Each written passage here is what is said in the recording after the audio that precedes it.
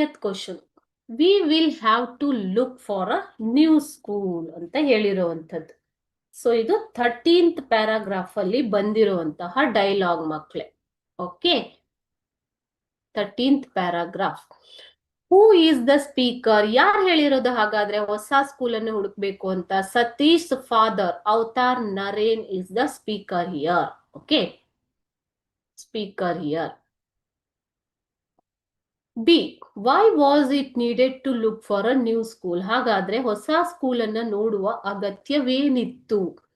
Because Satish school has could not keep him for his frequent absency and hearing problems. Okay, Satish school could not keep him. ಯಾಕೆಂದ್ರೆ ಸತೀಶನ school ಆತನನ್ನ ಇಟ್ಕೊಳ್ಳೋದಿಕ್ಕೆ ಇಷ್ಟಪಡಲಿಲ್ಲ. ಯಾಕೆ ಅಂತಂದ್ರೆ ಆತ ಪದೇ ಪದೇ ಆಬ್ಸೆಂಟ್ ಆಗ್ತಿದ್ದ. Frequent absence and hearing problems, ಅದೇ ಶ್ರವಣದಲ್ಲಿರುವ ತೊಂದರೆ, ಕೇಳಿಸಿಕೊಳ್ಳುವುದರಲ್ಲಿ ತೊಂದರೆ ಆಗ್ತಾ ಇದ್ದಿದ್ರಿಂದ ಮತ್ತು ಆತ ಪದೇ ಪದೇ ಆಬ್ಸೆಂಟ್ ಆಗ್ತಾ ಇದ್ದಿದ್ರಿಂದ ಆತನನ್ನ ಸ್ಕೂಲಲ್ಲಿ ಇಟ್ಕೊಳ್ಳೋದಕ್ಕೆ ಇಷ್ಟಪಡೋದಿಲ್ಲ.